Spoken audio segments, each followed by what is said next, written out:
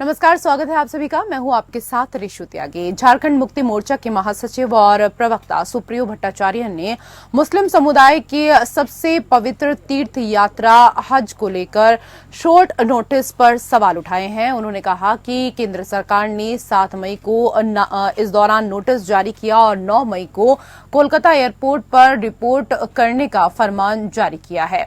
देश के चौथे चरण और झारखंड में पहले चरण का चुनाव 13 मई को होना है, तो क्या ये समझा जाए कि मुस्लिम वर्ग अपने मताधिकार का प्रयोग ना करे, इसलिए ये शॉर्ट नोटिस जारी किया गया है। ये निश्चित तौर पर धर्म और धार्मिक भावना के साथ खिलवाड़ करने जैसा कृत्य है।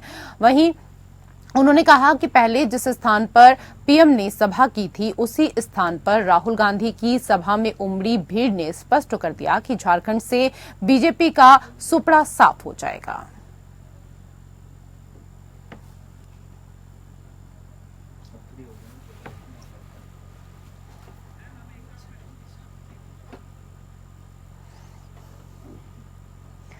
और जैसे जैसे मतदान की तिथि नजदीक आती जा रही है, वैसे ही प्रत्याशियों की धड़कनें तेज होने लगी हैं और वो लगातार चुनावी जनसंपर्क कर रहे हैं और लोगों से मिल रहे हैं। इसी बीच इंडी गठबंधन की प्रत्याशी अनुपमा सिंह लगातार दौरा कर रही हैं और जनता से समर्थन मांगते हुए अपने पक्ष में वोट की अपील कर रही हैं। कांग्रेस पार्टी की प्रत्याशी अनुपमा सिंह का दौरा धनबाद लोकसभा क्षेत्र के चंदनक्यारी से होते हुए बोकारो विधानसभा के कई क्षेत्रों में जारी रहा। देर शाम इस दौरान कोऑपरेटिव पहुंचते ही लोगों ने अनुपमा सिंह का भव्य स्वागत यहां पर किया। इस दौरान अनुपमा सिंह ने मंच से अपने चुनावी भाषण में लोगों को संबोधित करते हुए अपने प्रतिद्वंदी को कटाक्ष करते हुए कहा कि जो व्यक्ति महिलाओं का शोषण करता हो, उनसे अभद्र भाषा में बात करता हो, वो व्यक्ति आखिर महिलाओं का क्या सम्मान करेगा और महिलाओं के हक की क्या कुछ बातें करेगा।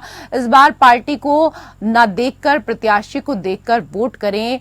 पार्टी 5 साल के लिए आती है और फिर चली जाती है, और प्रत्याशी की अगर यहां पर बात करें तो प्रत्याशी हमेशा वहीं पर रहता है और प्रत्याशी की छवि बेहद जरूरी होती है, मायने रखती है। ऐसे में उन्होंने कहा कि जनता मुझे एक बार मौका दे तो क्षेत्र की सारी समस्याओं को दूर करने का कार्य मैं करूंगी।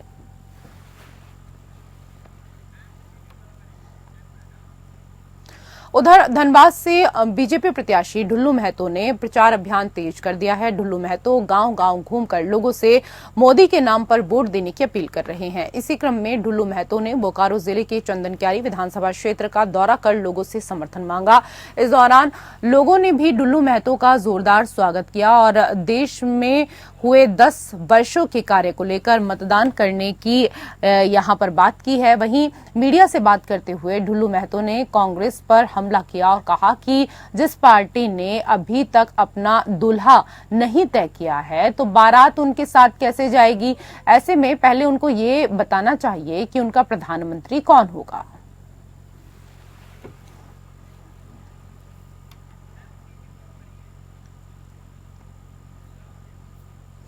उधर रक्षा मंत्री राजनाथ सिंह धनबाद लोकसभा के बीजेपी प्रत्याशी ढुल्लू महतो के समर्थन में सभा को संबोधित करने के लिए बोकारो दौरे पर रहेंगे। 10 मई को राजनाथ सिंह हवाई मार्ग से बोकारो एयरपोर्ट पहुंचेंगे, जहां वो बोकारो के सेक्टर 2 दुर्गा पूजा मैदान में आयोजित जनसभा को संबोधित करेंगे और इसकी तैयारियां तेजी के साथ चल रही हैं। सभा को लेकर पंडाल का निर्माण कार्य चल रहा है। पंडाल निर्माण कार्य की देखरेख बीजेपी जिला अध्यक्ष जयदेव राय की अगुवाई में की जा रही है।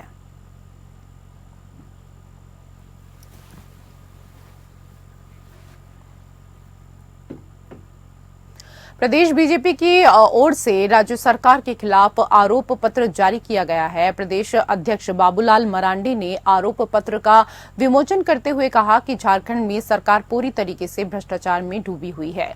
इस सरकार का एकमात्र उद्देश्य है भ्रष्टाचार बढ़ाओ, भ्रष्टाचारी बचाओ।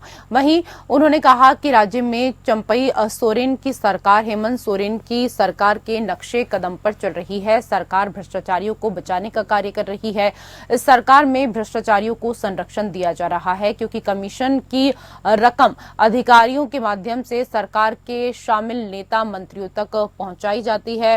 साथ ही उन्होंने कहा कि झारखंड मुक्ति मोर्चा, कांग्रेस और राजद की सरकार झारखंड और विकास विरोधी है। राज्य में भ्रष्टाचार की नई परिभाषा गढ़ी जा रही है। बालू, कोयला और पत्थर के अवैध खनन, जमीन लूट, शराब घोटाला, सबसे बड़े कैश कांड ने झारखंड को कलंकित किया है।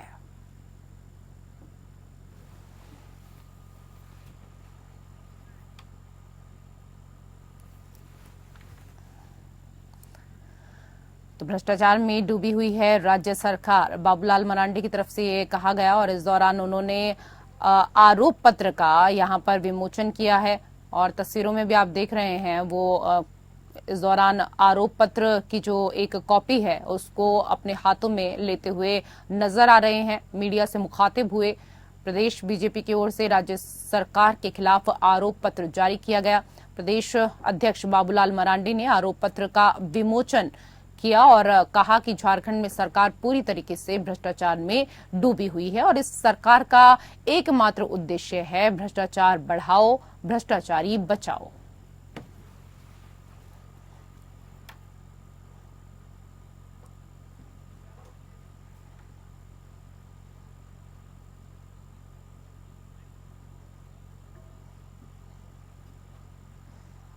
उधर बॉम्बे हाईकोर्ट में औरंगाबाद और छत्रपति संभाजी नगर नाम के मामले को लेकर महत्वपूर्ण फैसला दिया गया है और कहा गया है कि राज्य सरकार ने नाम बदलने का जो निर्णय लिया था वो सही है और इसी के साथ याचिका को खारिज कर दिया, जिसके बाद महाराष्ट्र के मुख्यमंत्री औरंगाबाद दौरे पर थे और उन्होंने मीडिया से बात करते हुए कहा कि आज औरंगाबाद का नाम छत्रपति संभाजी नगर हुआ है तो मुझे बेहद खुशी है और इसके साथ ही इलाके के क्षेत्र के लोगों में भी काफी खुशी है। नाम बदलने के विरोध में जो अदालत गए थे उनकी याचिका कोर्ट ने खारिज कर दी और उनका असली चेहरा भी सामने आ गया। जो संभाजी नगर का विरोध कर रहे थे वो महाविकास अघाड़ी के लोग थे, अब बोल रहे हैं कि वो सुप्रीम कोर्ट जाएंगे। तो इसका मतलब ये है कि इन्हें छत्रपति संभाजी नगर का नाम नहीं चाहिए। ये संभाजी महाराज, शिवाजी महाराज का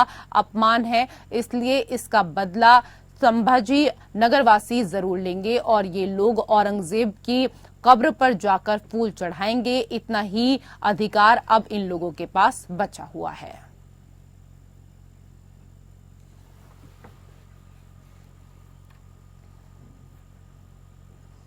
उधर नई मुंबई के दीघा में एक व्यापारी की गोली मारकर हत्या करने की कोशिश करने का मामला सामने आया है। ये घटना सीसीटीवी में कैद हो गई।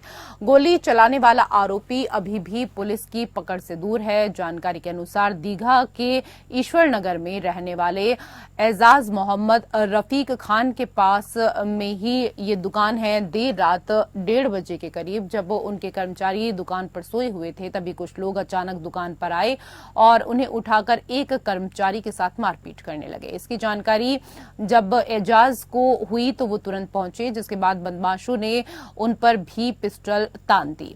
इस दौरान व्यवसायी पर गोली चला दी गई। हालांकि गोली पिस्टल में ही फंस गई, जिससे व्यापारी बाल बाल बच गया।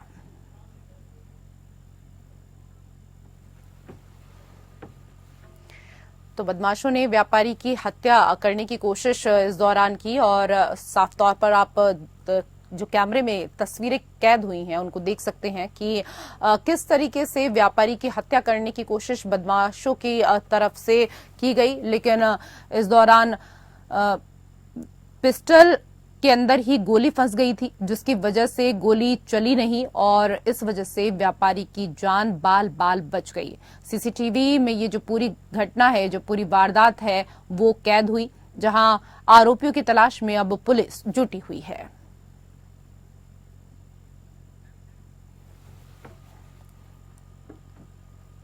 उधर महाराष्ट्र के पालघर जिले में एक नाबालिग लड़की के साथ कई बार सामूहिक बलात्कार किए जाने का मामला सामने आया है। पहले आरोपियों ने पीड़ित लड़की के साथ सोशल मीडिया पर दोस्ती की, फिर उसे अपने घर बुलाकर उसके साथ गैंगरेप किया।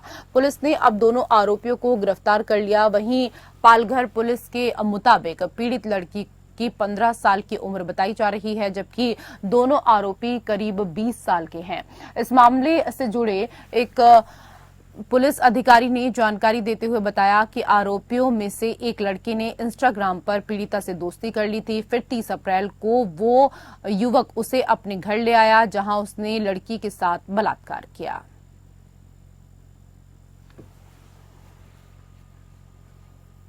हाली सिटी इलाके के लोगों ने इलाके की सड़क को अवरुद्ध कर दिया और कॉलोनाइजर के खिलाफ विरोध प्रदर्शन किया है। गुरुद्वारा प्रबंधन समिति ने रास्ता दिखाने के लिए साइन बोर्ड लगाए थे, जिन्हें हटा दिया गया। इस मौके पर हाली शहर के लोगों की समस्याएं जानने के लिए कांग्रेस नेता गुरजीत सिंह औजला पहुंचे और कहा कि मुझे फोन आया था कि इलाके के लोगों ने सड़क बंद कर दी है, जिससे बच्चे स्कूल नहीं जा सकते। रास्ता खुलवाया जाए और जो भी व्यक्ति गलत पाया जाए उसके खिलाफ कार्रवाई होनी चाहिए, चाहे वो कोई भी हो। वहीं उन्होंने कहा कि न्याय पाना हर किसी का अधिकार है। अगर किसी को न्याय नहीं मिलता है तो वो रास्ता रोकते हैं और उनका अधिकार है।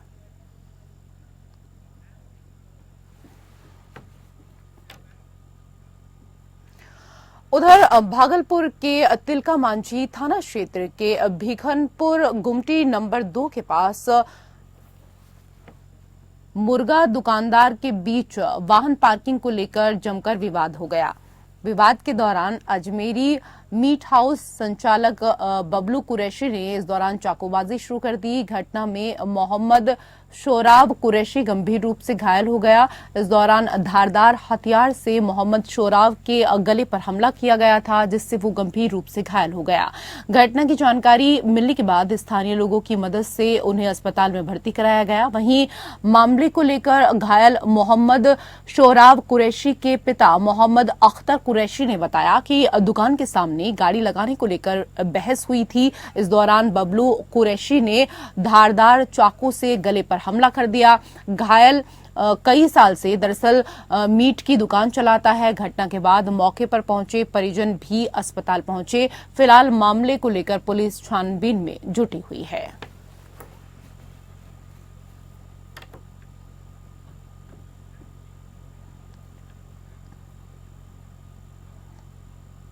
और उधर भागलपुर जिले के अंतर्गत तिलका मांझी थाना क्षेत्र में विगत 7 साल पहले बलात्कार के बाद हत्या कर देने के मामले पर सुनवाई की गई। इस मामले का मुकदमा लवकुश कुमार एडीजी की कोर्ट में चल रहा था। आज सजा के बिंदुओं पर सुनवाई हुई और पोक्सो एक्ट और कई धाराओं में 10-10 वर्ष की सजा और 302 में आजीवन कारावास की सजा सुनाई गई है। उक्त मामले में 3 व्यक्ति आरोपी थे। गवाह के बाद प्रमाण के साथ ही संदीप कुमार चौधरी को दोषी पाया गया था और सजा सुनाई गई।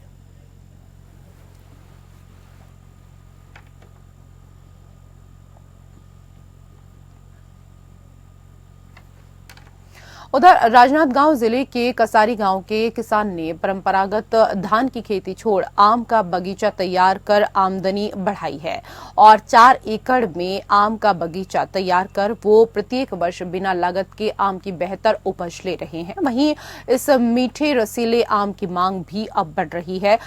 इस दौरान कसारी के किसान राम किशुन दास वैष्णव दूसरे किसानों की तरह ही धान की खेती पर निर्भर थे। इस खेती में उन्हें अधिक परिश्रम और इसके साथ ही काफी मेहनत के साथ साथ पैसे भी लगते थे। वहीं मौसम की मार की वजह से उतार चढ़ाव की स्थिति भी बनी रहती थी। साल 2005 में ग्राम अचोली के नर्सरी वालों ने उन्हें आम का बगीचा लगाने की सलाह दी और उनके 4 एकड़ भूमि में लगभग 200 आम के पेड़ तैयार हो गए। इन पेड़ों की सुरक्षा के लिए एक बार की लागत के बाद अब इन 200 पेड़ों से प्रत्येक वर्ष हजारों आम मिलते हैं, जिससे उनके धान की खेती के मुकाबले उनकी आमदनी 10 गुना बढ़ गई है।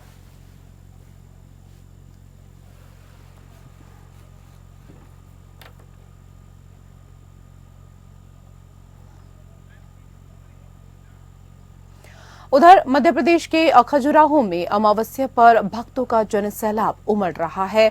हजारों की संख्या में भक्त महादेव मंदिर पहुंच रहे हैं। बता दें कि ये क्षेत्र का इकलौता अनोखा शिव मंदिर है, जहां महादेव शिवलिंग हर वर्ष 1 इंच बढ़ रहा है।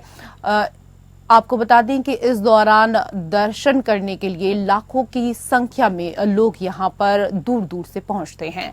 मध्य प्रदेश के खजुराहो में स्थित प्राचीन ये शिव मंदिर है, जिसे महादेव के नाम से जाना जाता है। महादेव मंदिर में श्रद्धालुओं की मान्यता है कि महादेव शिवलिंग को देखने से यहाँ पर जो भी भक्त आते हैं और उनके सामने प्रार्थना करते हैं तो उनकी सभी मनोकामनाएं पूर्ण होती हैं।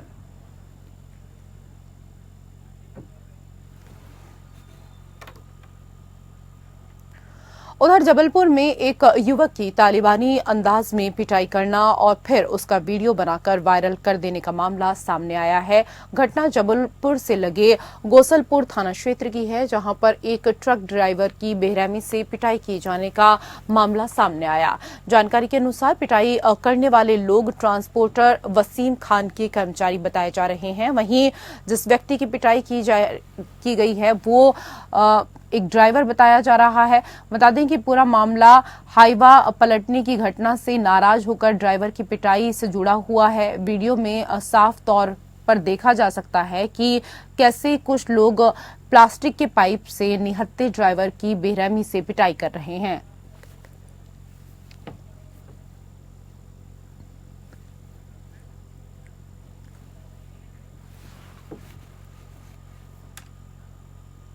फिलहाल इस बुलेटिन में मेरे साथ इतना ही। नमस्कार।